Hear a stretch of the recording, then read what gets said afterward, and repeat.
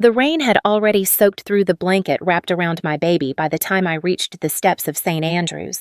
My son whimpered softly against my shoulder, his tiny fingers clutching the collar of my dress, as if he knew something terrible waited behind those wooden doors. I held him tighter and kept climbing one slow step at a time, my shoes slipping on the wet stone.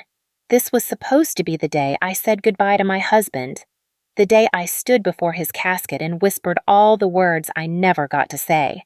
Instead, it became the day they tried to erase me.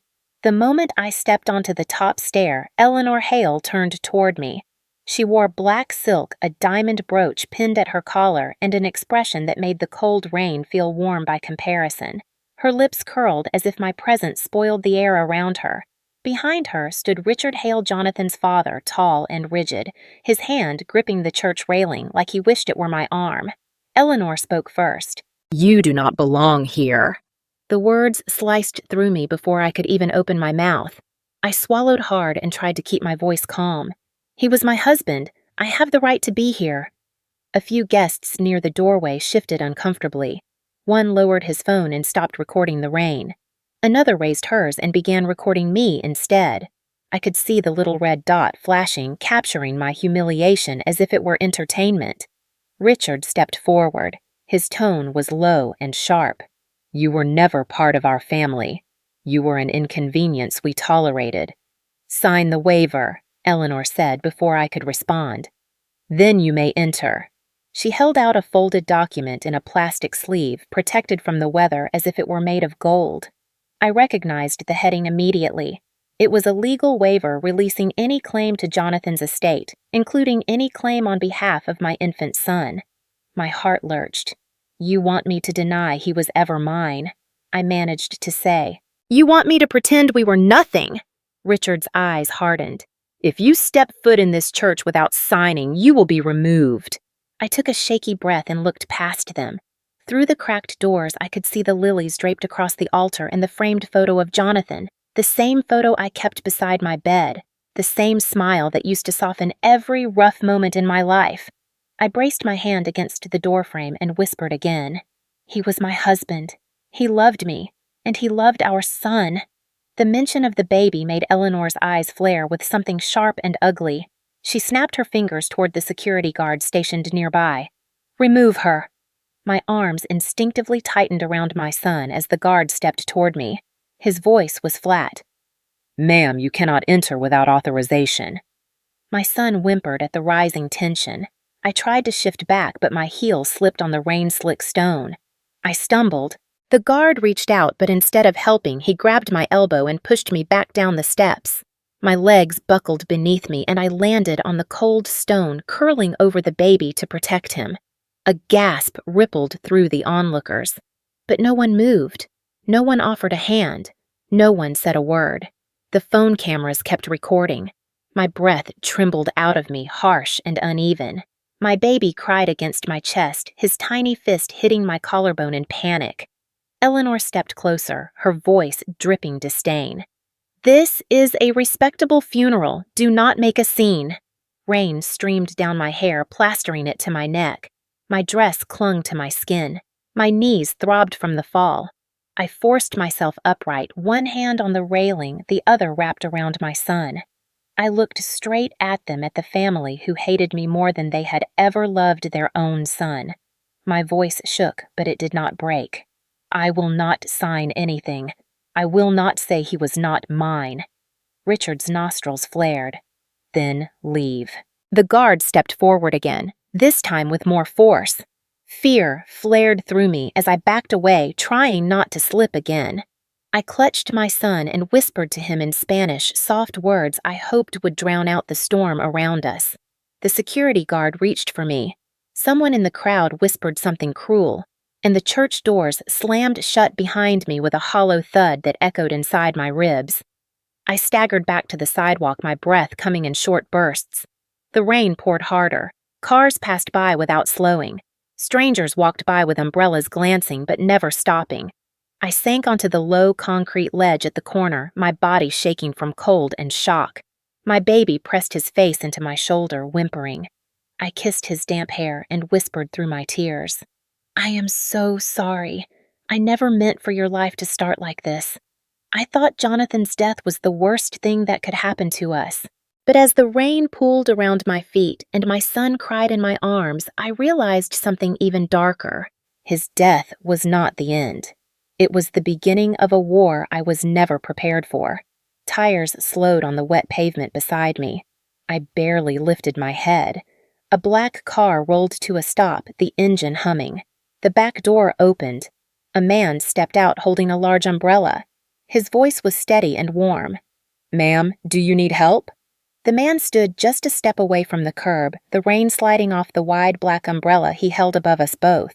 His coat was dark wool, neat but not flashy, the sort worn by someone who valued usefulness over show. His shoes splashed in the puddles as he approached with quiet, careful steps, as if any sudden move might frighten me. For a moment, I could not speak. My son whimpered, curling deeper against my chest, and I tightened my hold around him as though the world might try to take him too. The man crouched down to my level. He did not touch me. He did not lean too close. He kept his voice low. "You look freezing," he said. "Let me get you and your baby out of the cold." His tone was calm, not pitying, not shocked, not full of the nosy curiosity I had grown used to since Jonathan's death. Just simple concern that felt strangely unfamiliar. I swallowed, afraid my voice would break if I tried to use it. I glanced toward the church one last time. The large wooden doors were still shut, sealed like a tomb I was never meant to enter. People were still whispering near the steps, the phones still angled toward me. None of them moved to help, but they watched this stranger step toward me, as if confused why anyone would bother. I looked back at him. He was soaked from the shoulders down, dark hair pushed back from the rainwater beating along his jaw. His eyes were steady and patient, warm enough to hold my gaze without making me want to run. I forced myself to ask, "Who are you?" The corner of his mouth lifted in a gentle, respectful smile. "Someone who does not think you should be out in this weather." His answer was so simple it disarmed me. No name, no explanation, no pressing questions about what had happened, no judgment, just an offer. He extended a hand, palm up open, but not reaching. "You can take it if you want to," he added softly. "And if you don't, that is all right too." I hesitated. My body shook from cold and adrenaline. My son whimpered again, the sound small and tight, like he was trying not to cry. I pressed a kiss to his forehead. He was freezing. I could not keep him outside any longer. I nodded once. The man stood and held the umbrella over us as I rose to my feet. I leaned on the ledge for balance, my knees still trembling from the earlier fall. He did not touch me, but he stayed close enough that the wind no longer hit us directly. "This way," he said, tilting the umbrella as he guided us toward the car door he had left open. Inside the car was warm. Not fancy, not luxurious like the Hales cars had always been, but clean and quiet. A soft blanket lay folded on the seat. I hesitated at the doorway. He must have seen it in my eyes, the fear of stepping into a stranger's vehicle, the instinctive recoil of someone who had learned the hard way not to trust easily. He placed the umbrella handle between his arm and rib cage, freeing both hands, and lifted them gently as if surrendering. "I will not touch you," he said. "Or your baby. You can sit wherever makes you feel safest. Window seat middle anywhere. I just want you both out of the rain."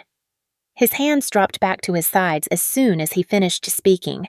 I exhaled shakily and stepped into the car. The warmth wrapped around us instantly.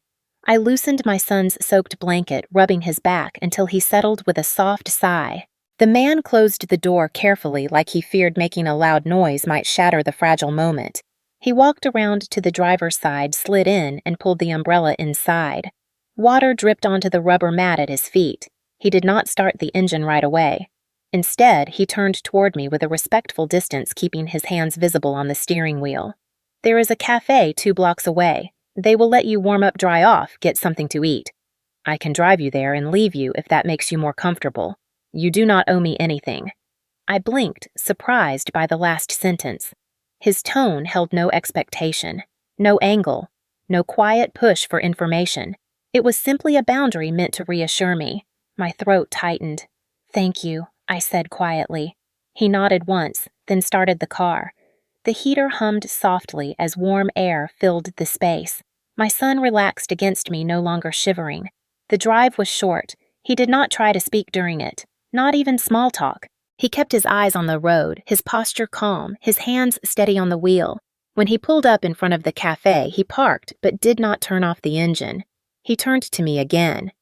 "You can sit in there as long as you need," he said. "They will not rush you. I can walk in first, tell them what happened, ask them to be kind. Or I can leave now and let you go in on your own. Your choice." His voice held a quiet sincerity that wrapped around me like a second blanket. I studied him carefully. He looked tired in the way people do when they carry too much but do not complain about any of it. There was something familiar about the heaviness in his eyes, something gentle, something honest. "You can walk me in," I said softly, "just for a minute." He nodded once. He stepped out into the rain again and opened my door, holding the umbrella for us. I carried my son inside. The cafe was warm, with wooden walls and golden lights that glowed softly like a hearth. People looked up when we entered, eyes widening at my soaked clothes and the baby on my shoulder. The man approached the counter, spoke quietly with the barista, then slipped something into the tip jar. When he returned to me, he said, "They will bring you tea and something warm to eat. You do not need to talk to anyone if you don't want to." Then he took a small step back, creating space between us again. "I should go," he said gently. But he paused, then added almost reluctantly, "I knew Jonathan." My breath caught. I looked up sharply, staring at him fully for the first time. He met my gaze with something steady and deeply sincere. And for the first time since my husband died, the room stopped spinning. For a moment, I could not breathe. The cafe noises faded, the clinking cups, the soft hum of conversation, the rain hitting the windows. All of it dissolved under the weight of his words. He knew Jonathan, not a distant acquaintance, not someone who recognized his name from the obituary. His tone carried too much quiet gravity for that. My knees weakened and I sat carefully at the nearest table, adjusting my son against my shoulder as if he were the anchor holding me upright. The man remained standing, leaving a respectful distance between us, watching me with a patience that did not push or pry. I swallowed hard. "How do you know him?" He did not answer immediately. Instead, he gestured to the chair across from me. "May I?" I hesitated, then nodded. He sat slowly, setting the umbrella against the table leg. Only then did he speak, his voice steady. "Years ago, I was doing humanitarian work in Guatemala. A landslide hit the village we were staying in. The shelter I was in collapsed." His eyes drifted downward as if replaying the memory. "I was trapped for hours. I thought that was it for me." He paused. Then his eyes lifted, meeting mine with something almost reverent. "Jonathan pulled me out." My breath stilled. Jonathan had told me stories from his medical missions, but he rarely spoke of the darker parts. He always said hardship was not something to glorify or brag about, only something to endure with grace. But he never mentioned saving a man's life. The stranger's voice softened. "He carried me 4 miles to a clinic. 4 miles, bleeding, half-conscious, slipping in and out. And when I tried to thank him, he just laughed and said, 'My wife would never forgive me if I left someone behind.'" My throat constricted. That was Jonathan. That was exactly him. A man who gave everything without ever needing praise for it. Tears rose so fast my vision blurred. I blinked them back, but one slipped free anyway. The man did not move closer, did not offer a napkin, did not ask intrusive questions about my grief the way so many others had. Instead, he looked down at his hands and exhaled slowly, as if he too carried pieces of my husband's memory somewhere fragile inside him. "He said your name often," he continued gently, always with this look like he had somehow married above his own goodness. My hand flew to my mouth to stifle a sob. It was too much, too tender, too raw. My son stirred slightly from the sound, and I rocked him instinctively until he settled again. The man waited, letting the silence breathe, letting me gather myself. After a moment, he reached into his coat pocket and pulled out a small, weathered envelope. It had been opened before edges softened, corners worn. He placed it on the table between us, but did not push it toward me. He let it sit, waiting for me to decide what to do with it. "He gave me this a year before he passed," the man said quietly. "He asked me to find you if anything ever happened to him." My hands trembled as I reached for the envelope. Inside was a single sheet of paper folded twice. I opened it with care. Jonathan's handwriting rose from the page, the loops and strokes I once traced with my fingertips during long nights when we dreamed of a future that now felt stolen. Issa, if you're reading this, it means I could not outrun the inevitable. You always saw more strength in me than I truly had, but I want you to know this. I saw more strength in you than you ever believed existed. If the world becomes unkind, if my family forgets who you are, if you ever feel alone or afraid, look for the man delivering this. His name is Liam. He will not pity you. He will not push you. He protects without taking control. Let him help you not because you need saving, but because he understands what it is to lose and keep going. Take care of our son. I love you. Jonathan. The words blurred as tears filled my eyes. I pressed the letter to my heart and let my breath shake through me. For a long moment, neither of us spoke. The cafe worker brought tea and set it down softly, noticing my tears, but walking away without a question. My son shifted and made a soft sound, and I kissed his forehead. I closed the letter, carefully slipping it back into the envelope, holding it with both hands like it was a living piece of my husband. When I finally looked up, the man named Liam was watching me with an expression so gentle it nearly undid me again. I whispered, "My husband trusted you." He nodded once, and I made him a promise. His gaze flickered to the small window where the rain streaked down the glass. He paused, choosing each word with intention. "I know this is not the time to overwhelm you, but I need you to hear this. You and your son are not safe returning to wherever you live now." My chest tightened. "What do you mean Eleanor and Richard do not intend to let you go quietly?" he said. "They hated that Jonathan chose you. They hated that he left everything to you. They are grieving in the ugliest way people grieve, the way that tries to control what they cannot accept." My breath grew shallow. I already knew it. I felt it in the way Eleanor looked at my son like he was a mistake, in the way Richard spoke to me like I had ruined their family legacy. Liam continued, "I do not want to frighten you, but I will not lie either. They will come after you, legally, socially, in any way they can." A cold dread spread through my chest. I clutched my son tighter, feeling his tiny breath against my shoulder. "What am I supposed to do?" I whispered. Liam studied me for a moment, then spoke with quiet certainty. "You do not have to decide anything tonight, but you are not going back to danger. At least, not alone." He reached for his coat, preparing to leave me with space to breathe. But before he stood fully, he met my eyes and said something that settled deep into the hollowness inside me. "You are not as alone as they want you to believe." He rose, adjusted the umbrella, and paused. Then, with a quiet sincerity that felt like a lifeline, he asked, "Issa, may I help you find somewhere safe for now?" Liam did not speak on the drive, and I was grateful for the silence. My son slept in his car seat, his tiny breaths fogging the corner of the window, his face soft with the kind of innocence that made my heart twist with both love and fear. The city passed by in streaks of wet light, headlights reflected on the slick pavement, neon signs blinking through the mist. I kept my hands tightly folded in my lap, gripping Jonathan's letter like a lifeline. I did not trust this man. Not fully. Not yet. But Jonathan had trusted him enough to write his name into a letter meant for the darkest moment of my life. That carried weight. That carried truth. Liam stopped at a modest apartment complex with brick walls and a small courtyard lit by dim lamps. Nothing extravagant.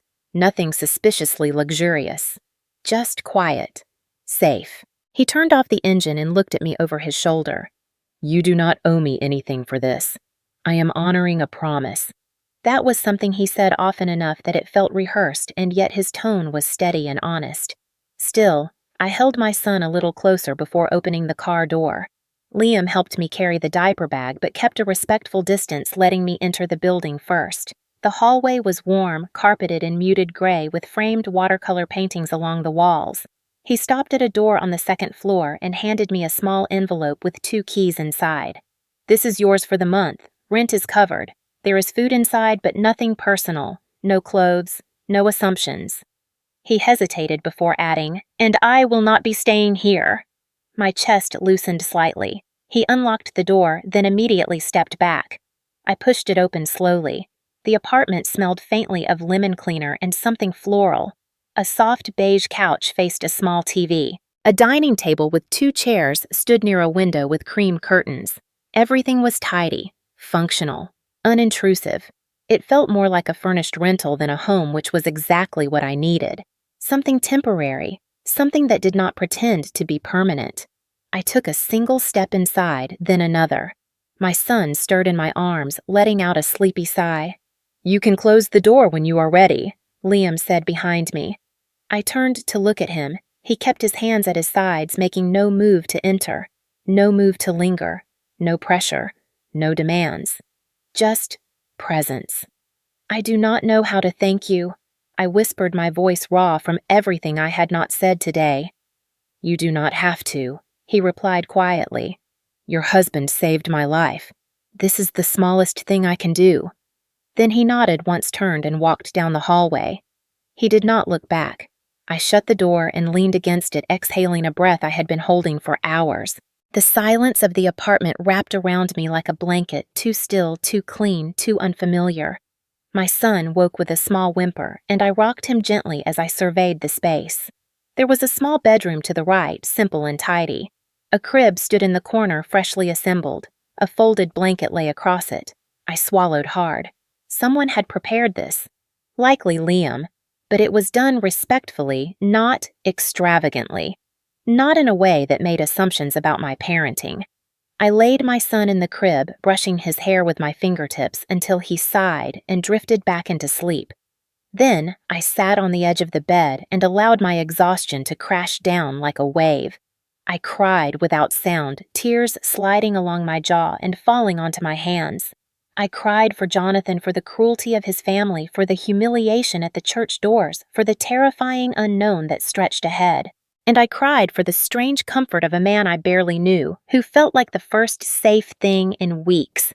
When I finally stopped, the room felt heavier but clearer. I washed my face in the small bathroom, then heated a cup of tea left in the cupboard. The steam rising from the mug warmed my throat, easing the tension that had settled there. My phone buzzed. A text from an unknown number. "Liam safe." Just one word. Not invasive, not demanding, not fishing for conversation. I typed back, "Yes," then hesitated before adding, "Thank you for the crib." His reply came several minutes later. "Liam, I asked the apartment manager. They said it belonged to the previous tenant, not me." Relief washed over me. It mattered. That boundary mattered. I told myself that I would not respond again tonight, that I needed space to breathe. But a second message appeared. "Liam, I will not contact you unless you reach out first. Rest tonight. You have been through a lot." My eyes stung. My chest tightened with something that felt dangerously close to gratitude. I turned off the phone and lay down beside my sleeping son. The room was quiet. Too quiet. But it was a quiet that did not judge or threaten. A quiet I could rebuild myself in. I closed my eyes, telling myself I would only rest for a moment. I woke hours later to the soft dawn light spilling into the room. My son was still asleep. The air was still. The world outside muted. I should have felt safe. But instead, a strange nervousness rippled under my skin.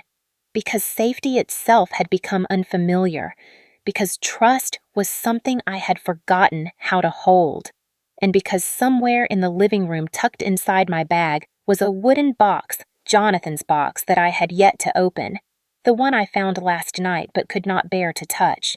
My breath caught, my palms grew cold. I rose, slowly walked into the living room, knelt beside the bag, and pulled it out. The wood was smooth, dark, worn in places, as if Jonathan had held it many times. My hands shook as I placed it on the coffee table. I whispered into the empty room as if Jonathan could still hear me. "Tell me what you left for me." And with a trembling breath, I lifted the lid. The lid lifted with a soft wooden sigh, as if the box itself exhaled after being unopened for far too long. Inside, everything was arranged with the same precision Jonathan brought to every part of his life. a folded handkerchief, a small silver ring he used to spin between his fingers when he was nervous, a photo of us at the lake sunlight caught in his hair, and beneath it all, tied with a faded blue ribbon, were 2 envelopes. My breath caught.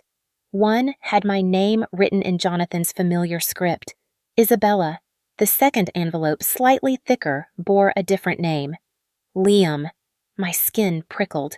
My heartbeat fluttered somewhere between fear and longing. I took my letter first, pressing it against my chest before I gathered the courage to open it. The paper crackled softly as I unfolded it. His handwriting filled the page, strong but slightly uneven, as if written on a day his illness made holding the pen more difficult. My love, if you are reading this, then the moment I fought so hard to outrun has finally come. I am sorry, not for leaving you because I never would have if choice existed, but for the cruelty you will face without me. I tried to shield you.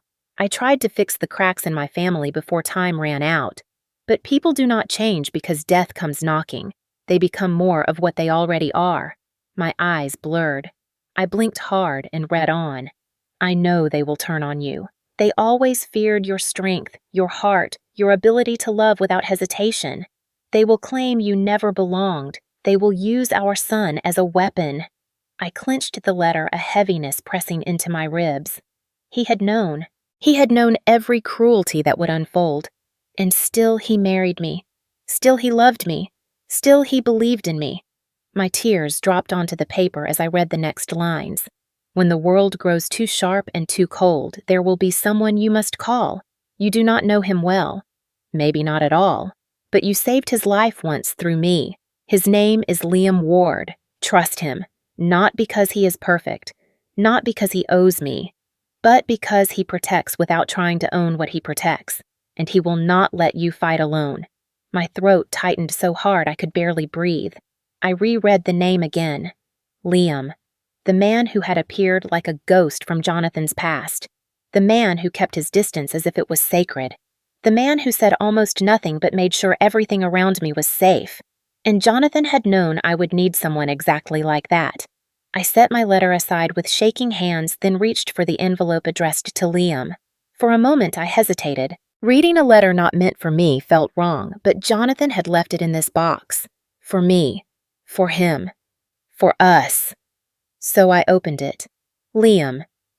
If she finds you, treat her with the same dignity you were denied when you needed help. Remember that day in the mountains. Remember the hours you lay bleeding and afraid. Remember that her voice kept me awake long enough to drag you to safety. She is not fragile, but she is tired. Grief will make her distrust even kindness. Do not take it personally. Do not push. Make tea. Sit near her. Let her speak only when she wants to, and protect my son with your life. I trust you because you understood something I learned too late. Love is not loud. It is not heroic. It is consistent. It is patient. It is the quiet choice to stay. And you, Liam, know how to stay. I stared at the words until they blurred, until the room softened into a gentle haze. Jonathan had understood both of us. He had seen who Liam was long before I did, and he had known I would be lost in a world that no longer made room for me. When I finished the letter, I placed it gently back inside the box, smoothing the ribbon with trembling fingers. My chest felt tight, full, overflowing. I sat with the letters on my lap for what felt like an hour, letting the weight of everything settle.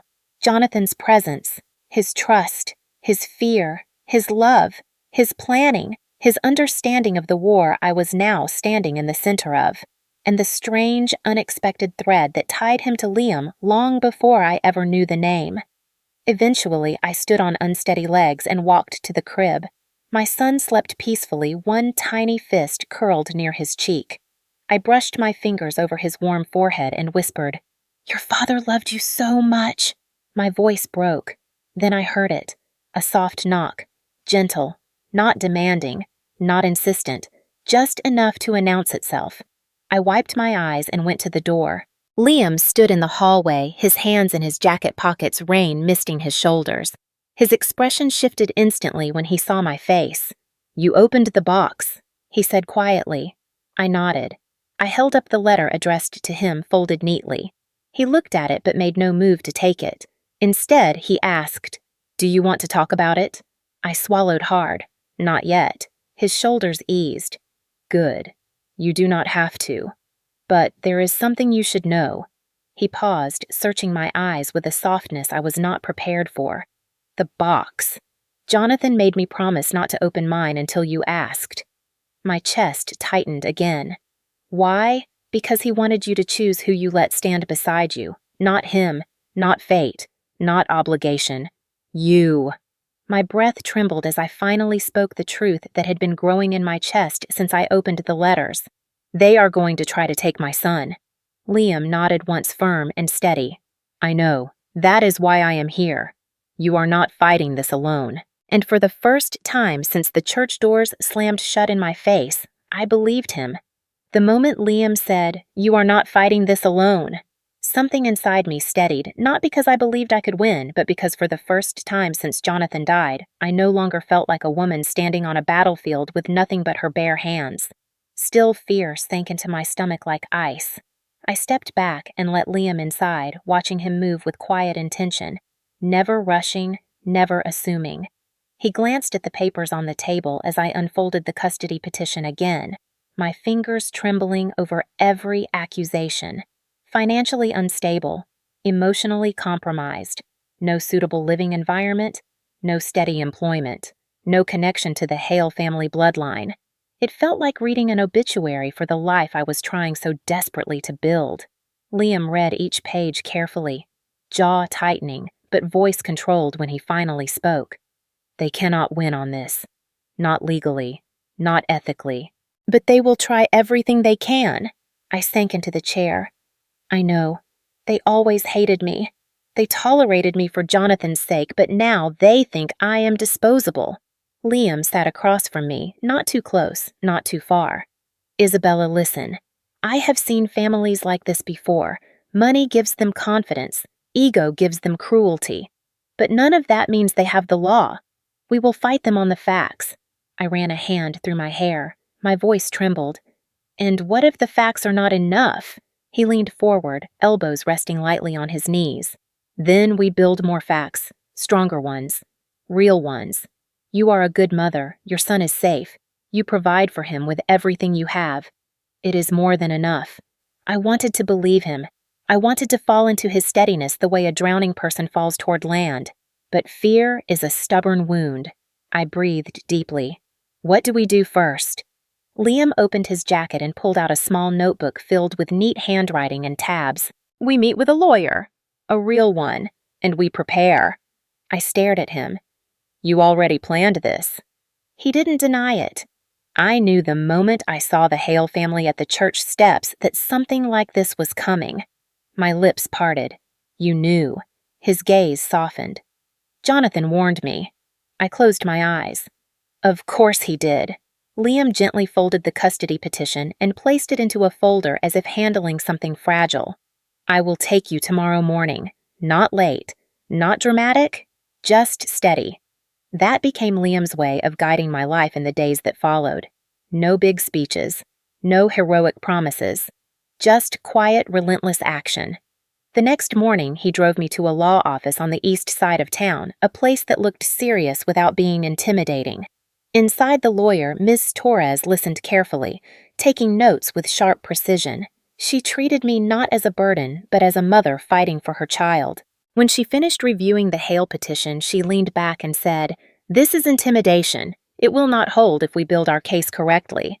She outlined what we needed: proof of stable living conditions, proof of employment, medical records for the baby, personal references, documentation of the Hale family's harassment if I had any.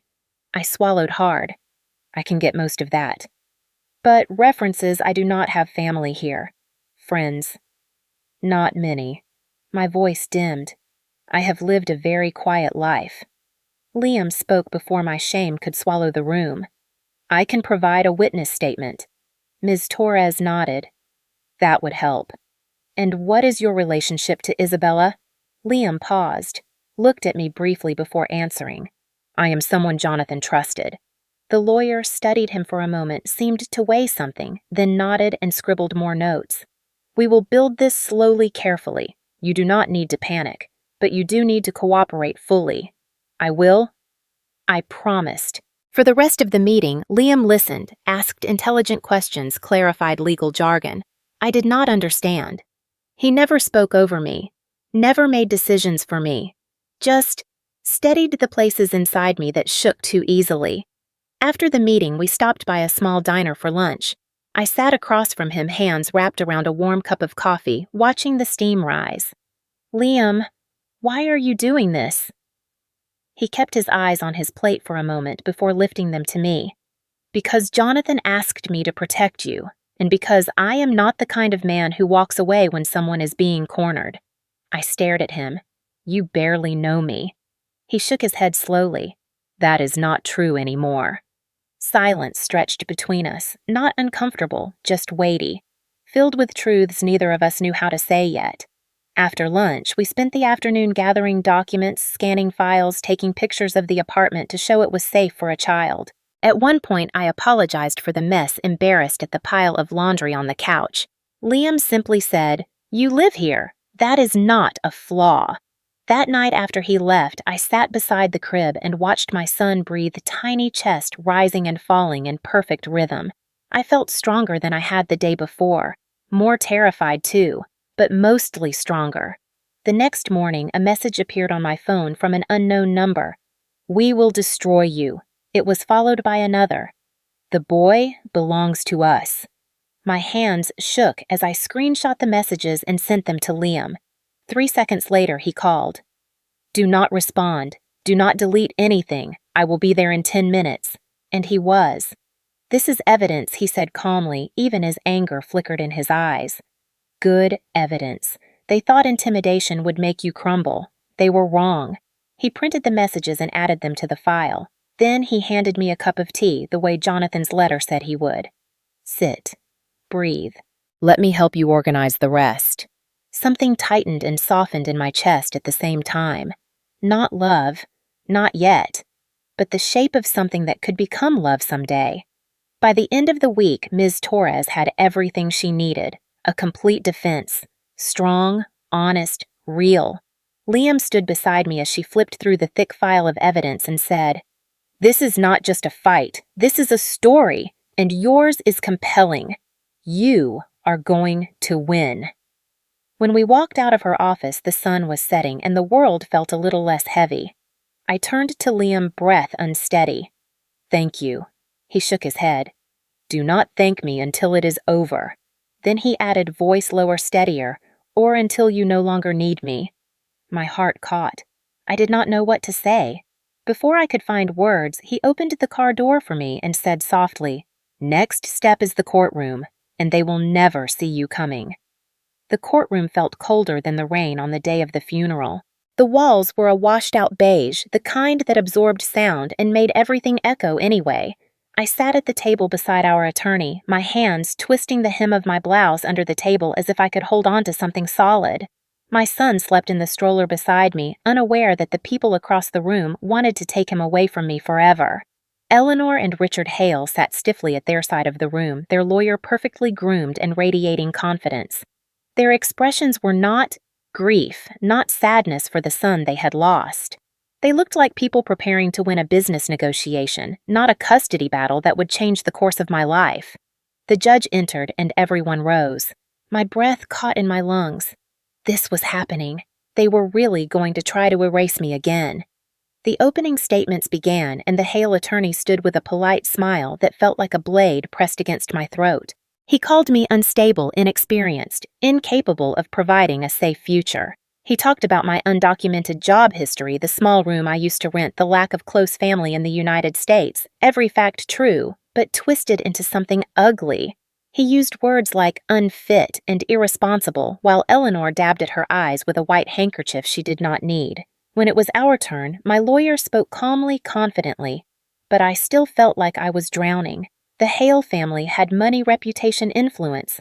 I had nothing except the truth and the will to fight for my child. When they called me to the stand, my legs trembled so hard I thought I might fall. I looked at my son for strength, his chest rising and falling in soft, peaceful breaths. I placed my hand on the Bible and swore to tell the truth. My voice shook at first as I answered questions about my income, my living situation, my marriage. They asked me why Jonathan had not included more legal protections for me in his will, why I had let myself be financially dependent on him as if love required notarized documents. The worst moment came when their attorney leaned forward and asked, "Is it true that during the last month of Jonathan's illness you were unable to pay rent on time because you spent too much money on medical supplies?" That was the moment my voice caught. I swallowed and said yes because I was trying to keep my husband alive. A soft murmur rippled through the spectators. Even the judge paused before continuing. For the first time since this nightmare began, I felt the smallest spark of dignity return. Then the Hales took the stand. Eleanor went first. She spoke with a sad tremble in her voice about her son, about his childhood, about how much he loved tradition and legacy. Then she said the sentence that made my blood run cold. A child of our bloodline should be raised in a stable environment by people of his own heritage. It was elegant, polite, and poisonous. Her lawyer guided her through rehearsed answers about my supposed inadequacies, her fears for her grandson, her desire to ensure he grew up in the right kind of home. Richard was harsher. He called me naive and impulsive, said I did not understand American culture well enough to raise a child here. He insisted that Jonathan had been confused by illness and stress when he married me, as if my entire marriage was an accident he wanted undone. By the time they finished, I no longer felt like a person. I felt like a problem they were trying to solve.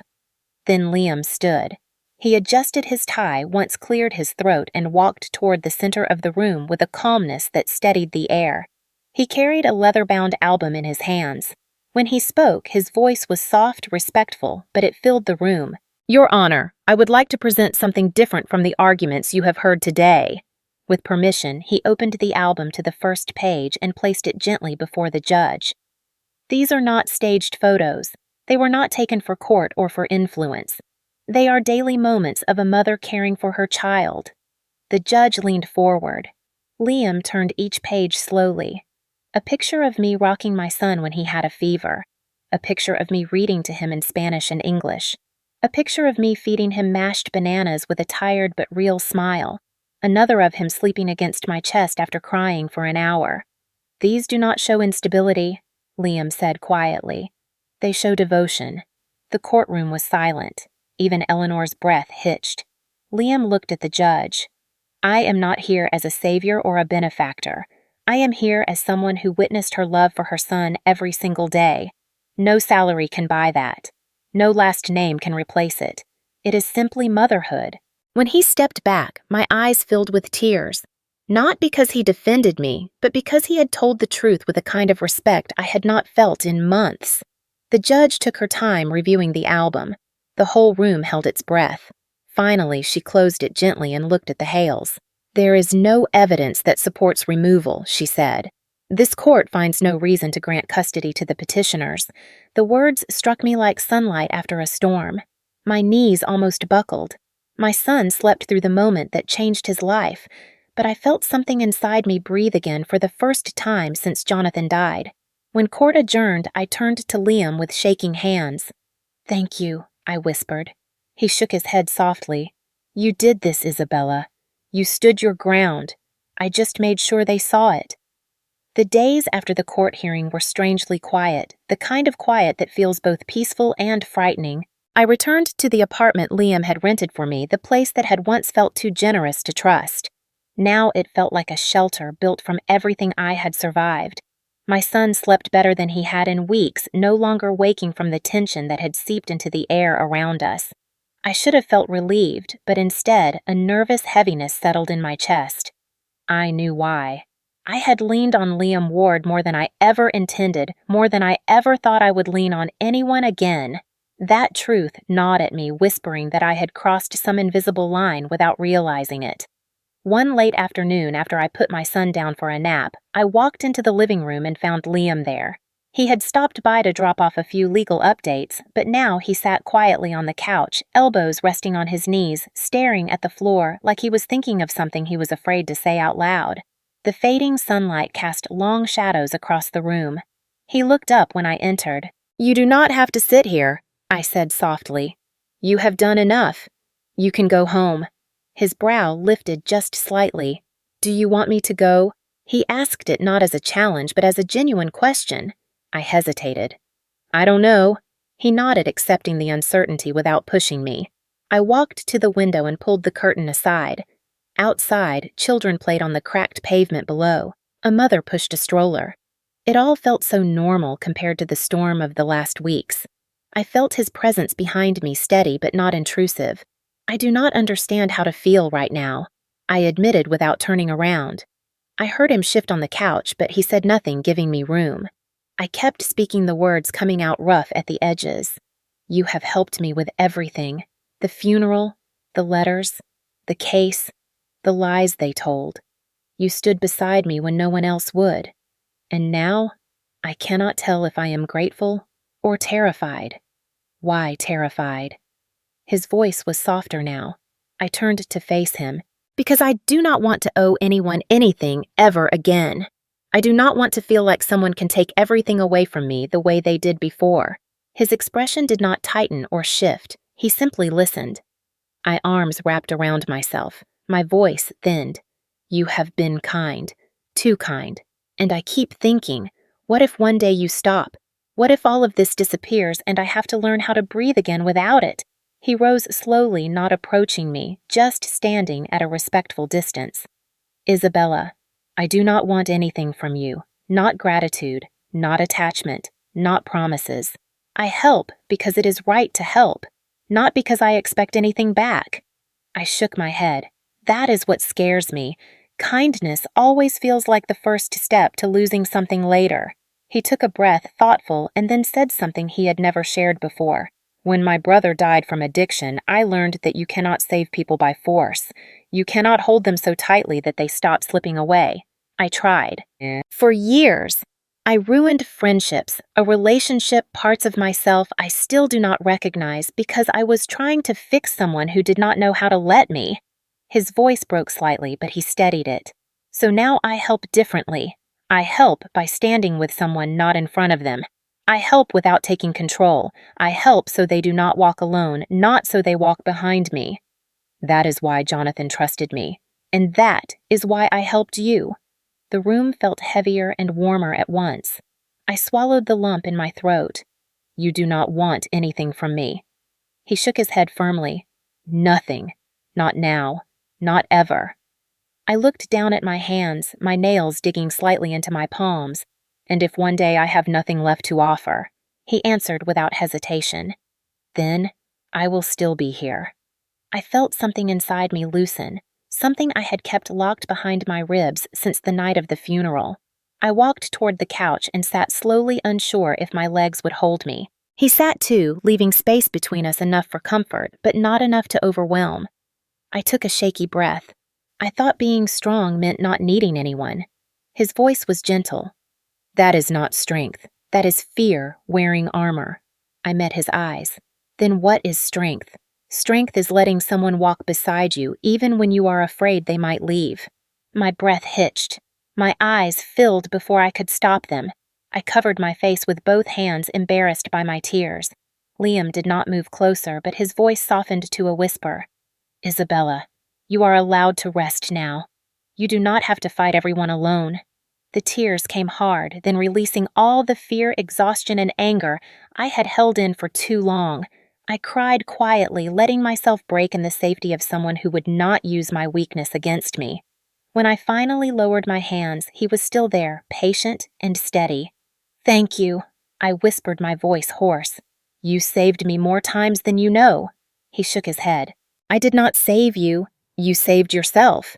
I just stood where your husband asked me to stand." That sentence hit me deeply because it felt true.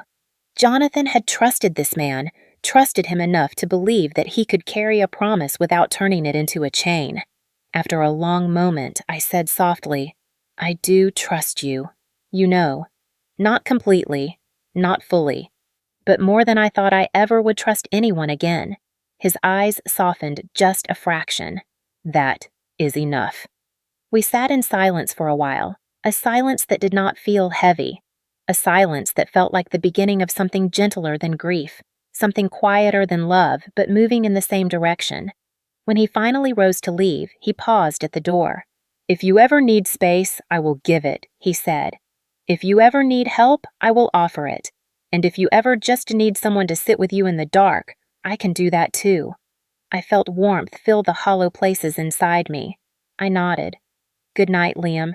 Good night, Isabella." He stepped out and closed the door softly behind him, and for the first time since Jonathan died, the apartment did not feel like a temporary shelter. It felt like a place where I could breathe again. The misunderstanding did not hit like lightning. It crept in quietly the way doubt always does, slipping through a crack I did not know existed until it was already widening beneath my feet. It happened on an afternoon that had started beautifully. My son had just turned 9 months old, and he was finally learning to crawl with determination, scooting across the living room floor like he had somewhere important to be. Liam had dropped by unexpectedly with groceries, something he did from time to time, but always with a note of hesitation, as if asking permission without saying the words. I made coffee while he sat on the floor laughing as my son lunged toward a toy and missed. It felt warm, almost like a family scene in a life I had never imagined for myself. I should have known better than to trust moments that felt too gentle. Later that day, a friend of Liam's named Mark passed by the apartment to discuss something work-related. I had never met him before, but he greeted me politely and even played peekaboo with the baby for a few seconds. Liam stepped aside with him near the kitchen, speaking in low tones. I turned away, giving them space. I was wiping the counter when I heard my name. Not whispered, just spoken. Isabella. I froze, not meaning to eavesdrop, but instinct holding me still. Mark sighed. "You always do this, man. Find a person who is hurting and become their hero. It is not healthy." Liam let out a breath, the kind that meant he was exhausted. "It is not like that. I help people. That is what I do. And she needs support." Mark scoffed softly. "She needs therapy and financial stability, not a guy who takes in every stray heart he finds. This is the same pattern again. You rescue them until they stand. Then you act surprised when they do not stay." My stomach tightened painfully. Stray heart. A case. A pattern. Liam spoke again, quieter. "She is not like the others." Mark huffed. "That is what you always say. But look at her. Look at her life. She is fragile. Attached. She will rely on you because she has nothing else. And you will burn yourself out again trying to save someone who cannot save you back." The words sliced into me before I even understood why. Fragile, attached, nothing else. Saving someone who cannot save you back. I stepped away, heart-pounding hands trembling. I should not have listened, but I could not unhear it. All the fear I had shared with Liam in the living room only days before now felt foolish. I had believed he saw me as strong. I had believed he saw me as equal, but according to his closest friend, I was just another broken person he had taken in another responsibility he carried because he did not know how to let people fall. Liam walked Mark out, neither of them aware that every word had already changed the shape of my world. After the door closed behind his friend, I went to the bedroom and started packing immediately. My hands moved quickly, but my breath came shallow. I packed my son's clothes, toys, the small frame with Jonathan's picture, the letters, the folded cloth Margaret had returned. I did not cry. Not yet. When Liam knocked softly at the bedroom door, I stiffened. "Isabella," he said gently, "can I come in?" I zipped the duffel bag and wiped my face before opening the door. He looked surprised when he saw the bags. Leaving, he asked quietly. I nodded.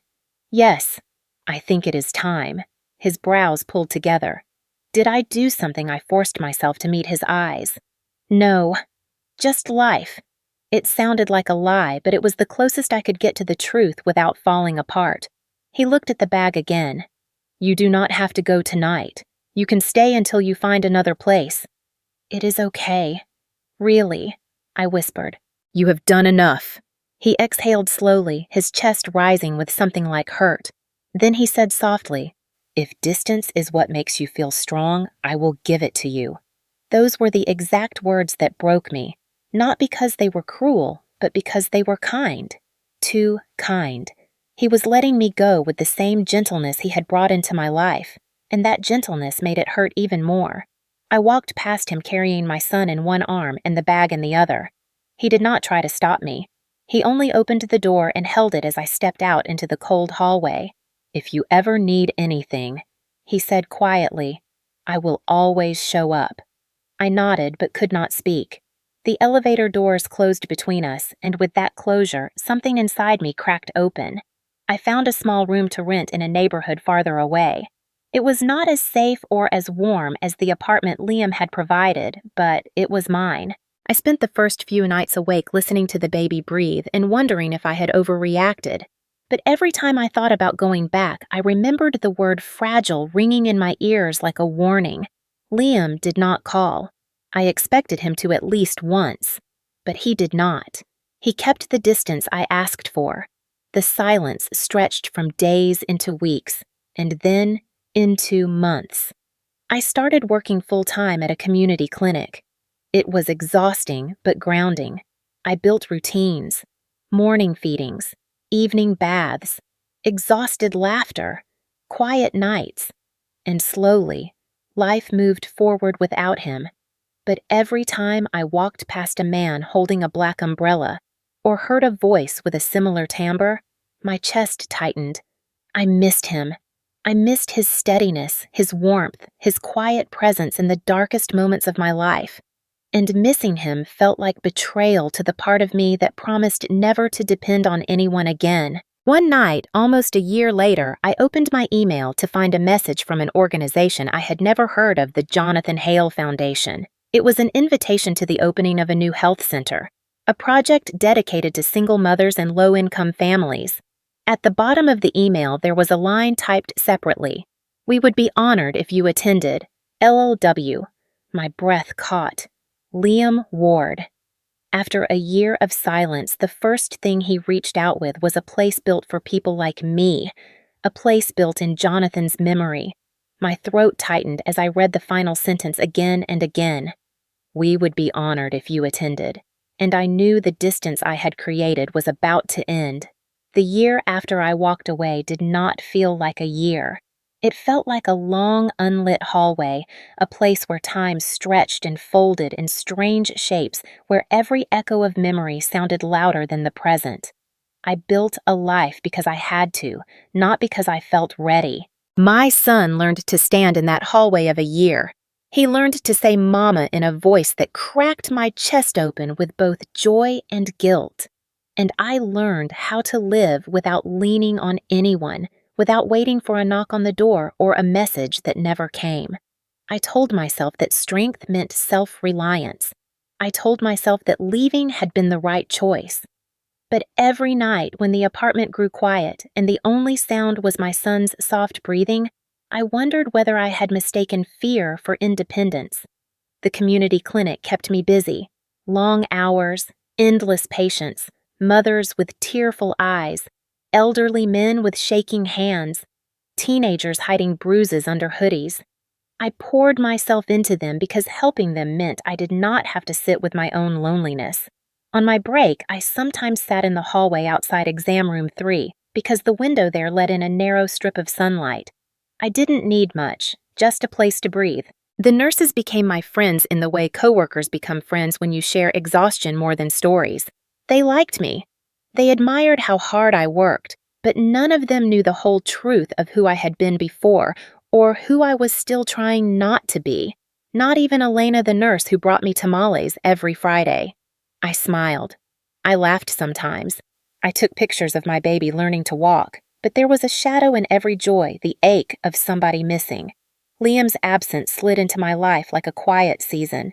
At first, jagged and sharp, then familiar like winter air. He didn't call, didn't text, didn't ask if my son had taken his first steps or if I had found a better apartment. He honored the distance with painful perfection. Once in a while, I let myself imagine him standing in some office lit by warm lamps, working late the way he always did, thinking of us but choosing not to intrude. I knew him well enough to know he would keep any promise he ever made, and the last thing he promised was space. Meanwhile, I tried to pretend my heart didn't tighten each time I passed a man holding a black umbrella or wearing a gray overcoat. My son grew fast, too fast. I blinked and suddenly he was steady on his feet, chasing a ball across the living room. Sometimes he would toddle to the door and knock on it, giggling as if someone were on the other side. Every time he did, something inside me tore just a little. I kept Jonathan's picture on the dresser, and next to it, tucked behind a stack of books, was Liam's album of photos for the court. I rarely opened it because I knew what it would do to me. But one night, after a grueling shift at the clinic, after a mother cried into my shoulder because she couldn't afford formula, and after my own son cried because his gums hurt from teething, I opened the album. I sat on my bed long after midnight, turning page after page. I saw myself holding my baby by a window. I saw myself wiping his cheeks. I saw myself kneeling on the floor laughing as he kicked his feet, and I saw the way Liam had looked at us in the background of one photo reflected in a mirror. He hadn't meant to capture himself. He hadn't even looked aware of the camera. He was simply watching my son with a tenderness so deep it made my breath shake. I closed the album quickly and put it away. The next morning, I woke feeling like I had swallowed stones. Around the same time, the Hale family made one last attempt to intimidate me. A letter, cold, formal, but weaker than before. They had realized the courts would not take my son away. They had realized Liam was no longer in the picture, and perhaps in their own twisted way they believed that without him I would crumble. But I didn't. I folded the letter and threw it in the trash. Somewhere in that year I became stronger than I had ever been. But strength is strange. It can armor you and isolate you at the same time. Which is why the email from the Jonathan Hale Foundation hit me harder than anything else had in months. It was professional, warm, and clearly written by someone who chose every word with intention. You are invited to the opening of the Hale Community Health Center, dedicated to the service of single mothers and underserved families. We would be honored to have you in attendance. At the bottom, the initials L.W. My hands shook as I reread the message. Liam had not forgotten us. He had just respected the boundaries I had set, even when they hurt him. I stared at the screen for a long time. My son tugged at my sleeve, wanting to be picked up. I lifted him and kissed the top of his head. Then I whispered the truth.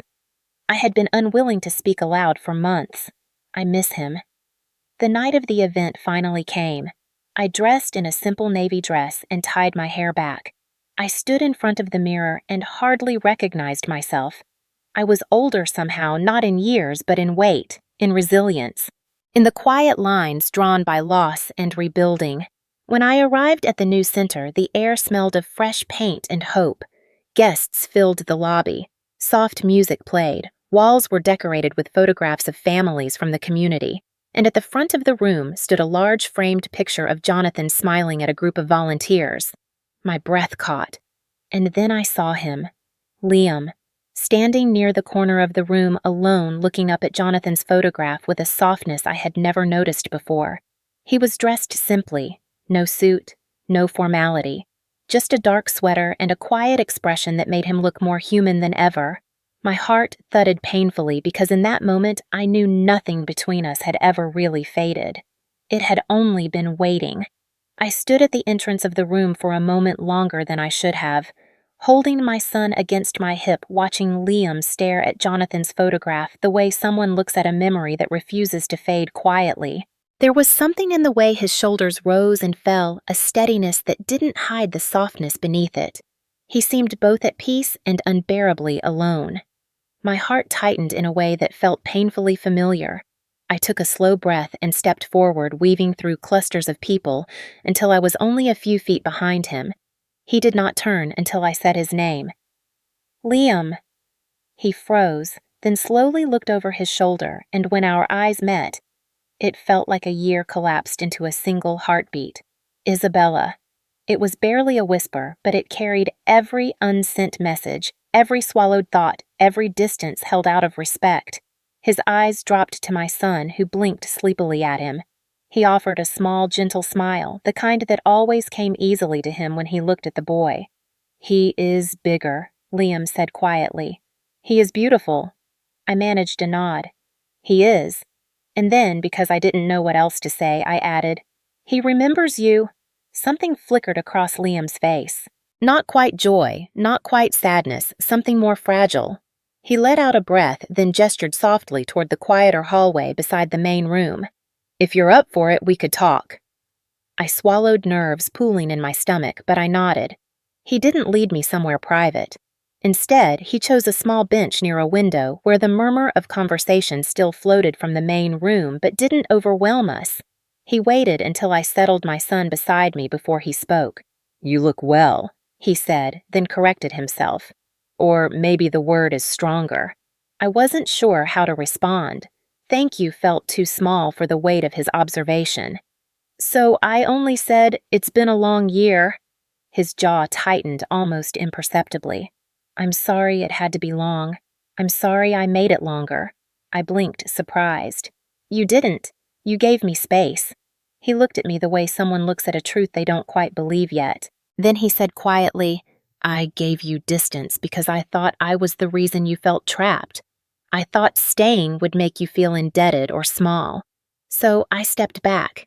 Even when it hurt, my throat tightened. I had imagined many things he might say, but not that. You didn't hurt me. I hurt myself. I was scared. I was overwhelmed. I thought if I accepted too much from you, I would lose myself." He nodded slowly. "I know. You always fought to stay standing on your own 2 feet. It's one of the things I admire most about you." Admire. The word landed gently but deeply. I felt something unsteady inside me shift. He exhaled.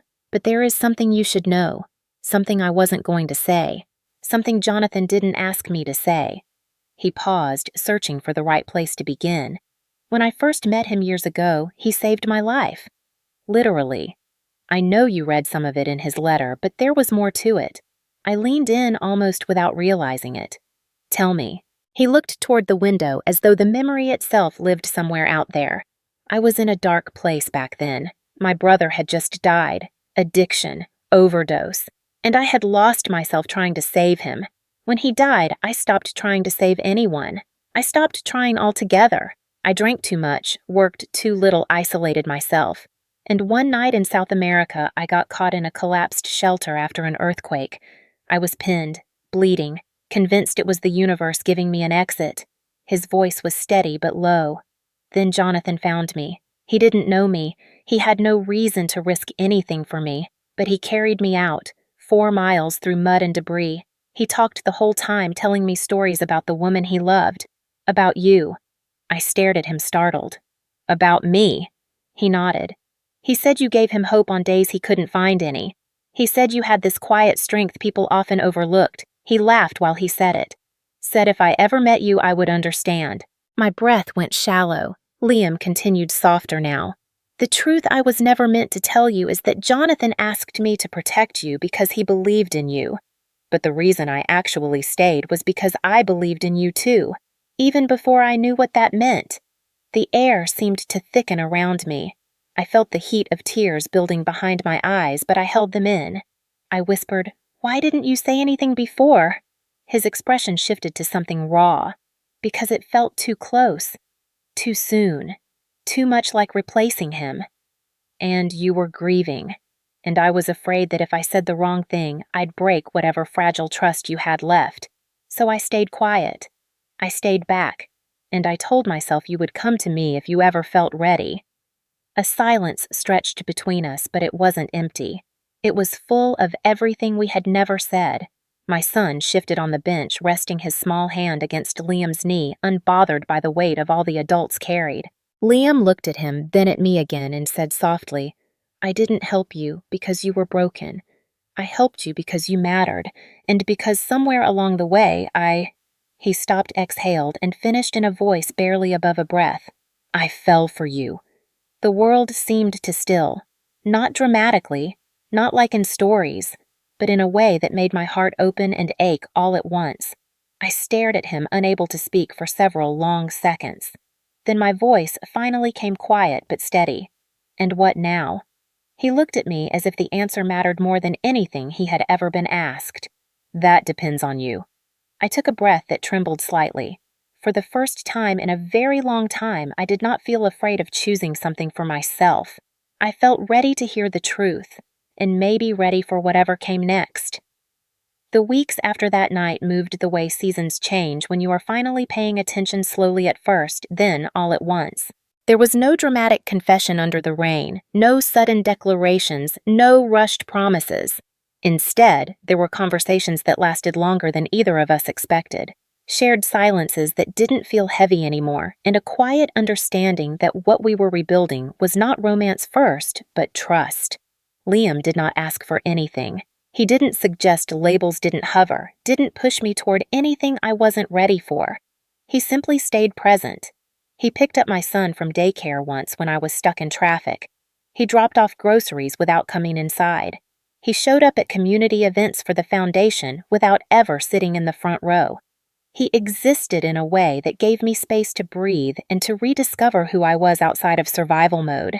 My son Mateo adored him with the kind of uncomplicated devotion children reserve for people who make them feel safe. He called him T again, as if the year apart had never happened, and Liam reacted every time with a softness that made my chest tighten. Still, I kept my distance in some ways. Not from fear anymore, but caution. Caution that came from wanting to build something honest, not something born from grief. But then one evening after putting Mateo to bed, I found myself replaying the way Liam looked at him, then at me, with a tenderness that had nothing to do with obligation. I sat alone in my living room feeling something shift. Maybe I was finally ready. Or maybe the truth was that I had been ready for a long time, but needed to believe I deserved the kind of love that waited for me to arrive at my own pace. It was I who reached out first. A simple message. "Are you awake?" His reply came seconds later. "Yes. Are you all right?" I hesitated before writing the words that felt more vulnerable than any confession. "Do you want to come over for dinner tomorrow?" He called instead of texting. His voice was quiet but unsteady, as though he was holding his breath through the phone. I would like that very much. The next evening was not cinematic. I burned the rice. Mateo refused to eat his vegetables. Liam bumped his elbow on the corner of the counter hard enough to mutter under his breath before apologizing to the room. But it was real. And it felt like the beginning of something that didn't need to be perfect to be beautiful. After dinner, we sat on the couch, Mateo curled between us half asleep. Liam didn't touch me, not even accidentally. I was the one who placed my hand lightly over his. He stiffened for a second as if unsure whether he had permission to respond. Then he turned his palm upward and intertwined his fingers with mine. It was the smallest gesture, but it felt like a door opening quietly between us. We built slowly from there, not a whirlwind romance, but steady moments that stitched themselves into meaning. Walks at the park, late-night conversations about our pasts, afternoons building furniture for the new community center. The foundation grew quickly faster than I expected. We named it the Hale Center for New Beginnings. It wasn't about honoring Jonathan's death anymore, but about honoring the life he believed I could build. I became the director. Liam handled the legal and structural framework, and Mateo filled every hallway with laughter that reminded us why the work mattered. My confidence grew with the center. Women came through our doors carrying stories heavy with grief abuse, isolation, poverty, fear. I listened to them and recognized versions of myself in their trembling voices. I remembered how Liam once said that love is staying until someone can stand on their own, and I realized we were doing that for dozens of women and children every week. A year after the center opened, something unexpected happened. Eleanor Hale requested a meeting. She didn't call, she didn't write. She just appeared at the reception desk one afternoon, clutching her handbag like it was a shield. I felt my chest tighten, but I told the receptionist to send her in. She walked into my office slowly, her posture rigid, but her eyes strangely soft. I expected another fight, another accusation. Instead, she placed a small cloth bag on my desk. Her voice was almost a whisper as she said, "I found this among Richard's things. He kept it all this time." Inside the bag was a tiny blue knit cap, Mateo's cap, the one he wore home from the hospital. I felt the tears gather but did not let them fall. Eleanor swallowed hard. I was wrong, she said. About you. About everything. I don't expect forgiveness. I just wanted you to know I understand that now. She didn't stay long. She didn't offer excuses. She didn't ask for anything. It was closure. Quiet, simple, and strangely healing. That night, I took Mateo to the beach. Liam came with us.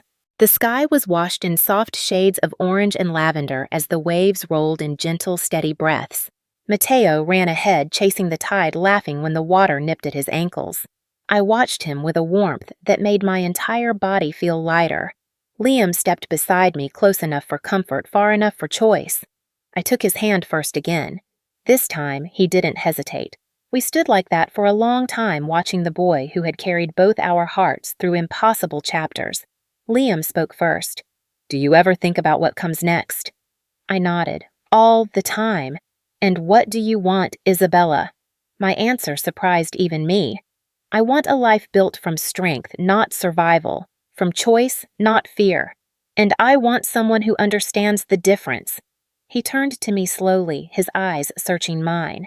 And is that someone me? I squeezed his hand, feeling the truth settle inside me like an anchor dropping into calm water. Yes. If it's still what you want too. His voice was steady. It always has been. Mateo called to us then, waving wildly at a seashell he had found.